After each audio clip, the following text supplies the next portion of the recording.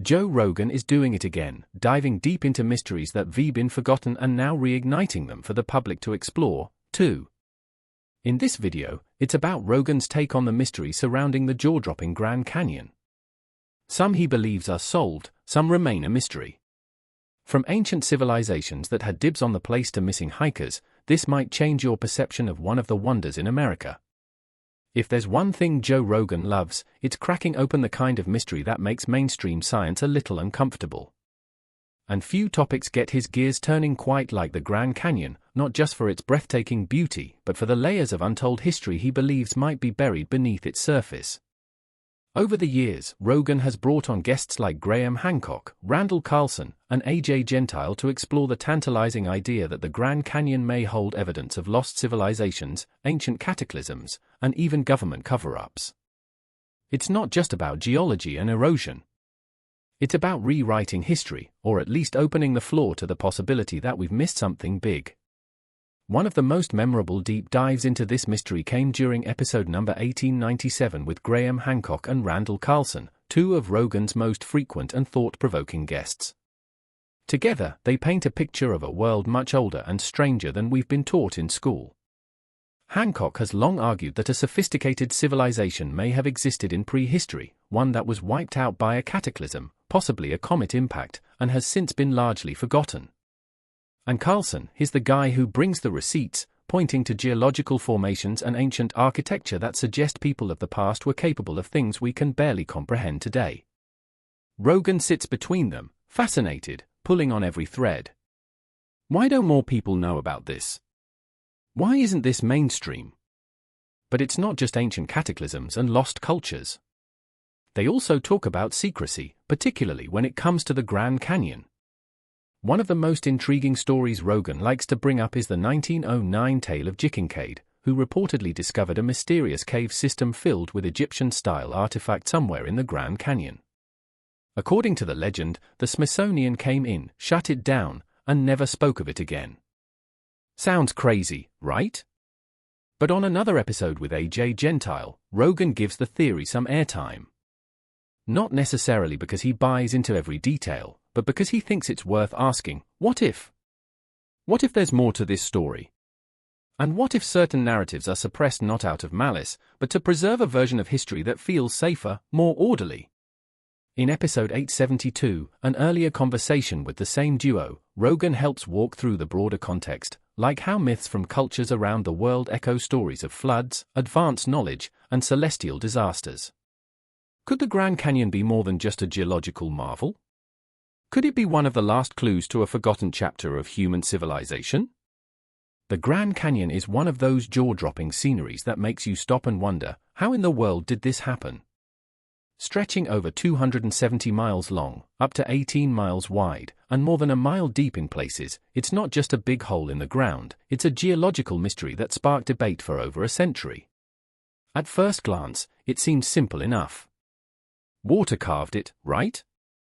But the deeper you dig, pun intended, the more complicated and controversial the story gets. Most of us grew up hearing that the mighty Colorado River patiently carved the Grand Canyon over millions of years.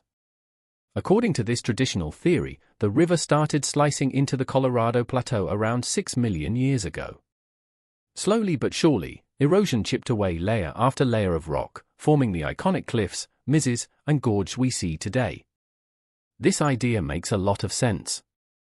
Rivers do carve canyons after all. And the Colorado River is no slouch when it comes to moving water and sediment. Combine that with rain, snow melt, and gravity, and you've got a powerful force wearing down the landscape over eons.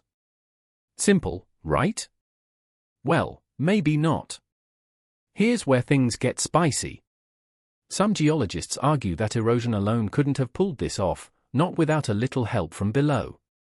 The Grand Canyon lies in a region known as the Colorado Plateau, which has been rising for tens of millions of years due to tectonic forces.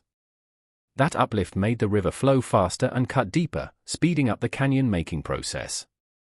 Even more intriguing, some scientists think faulting, cracks, and shifts in Earth's crust created weaknesses in the rock that guided how the canyon was carved. It's like Mother Nature gave the river a few shortcuts to follow. This team suggests the landscape was already being shaped by tectonic action long before the Colorado River showed up in its current form. So, which is it, water or earthquakes? Turns out it might be a bit of both. Now, here's where the real drama begins. For decades, geologists believed the Grand Canyon formed within the last 6 million years. Then, a 2012 study threw a geological wrench into the mix. It suggested that parts of the canyon might be as old as 70 million years. That's back when dinosaurs were still stomping around.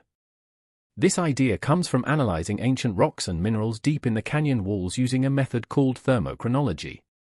The results seem to show that at least some parts of the canyon were already carved way back in the Cretaceous period. But not everyone's convinced. Critics argue that these older parts might be canyon cousins, smaller, disconnected gorges that predated the modern Grand Canyon, but didn't form part of the continuous chasm we see today. Others believe the data was misinterpreted or that erosion patterns don't support such an old age. The truth, we still don't know for sure. And honestly, that's kind of awesome. The Grand Canyon isn't just a beautiful natural wonder. It's a reminder that science is always evolving. New tools, new data, and fresh ideas constantly reshape what we think we know. It's possible the Grand Canyon story is a mix of all these theories. An ancient landscape partially carved out long ago, reshaped by tectonic uplift, then deepened and widened by the relentless work of the Colorado River. The Grand Canyon is like a really old and finished novel. Parts of the plot are clear, but there are still missing chapters. And while geologists continue to argue over the timeline and the main characters, river versus tectonics, the rest of us get to stand on the rim, peer into the vastness, and wonder how Earth pulled off such an epic masterpiece. Not bad for a pile of rocks. What many people don't realize is that underneath all that beauty lies a mysterious underground world. Hidden in the cliffs and valleys are over 1,000 known caves and caverns.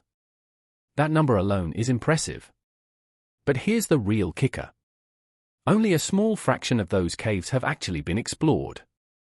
The rest remain a mystery.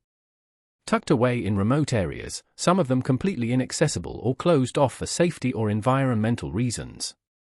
For explorers, adventurers, and curious minds, the idea of these hidden caves sparks the imagination.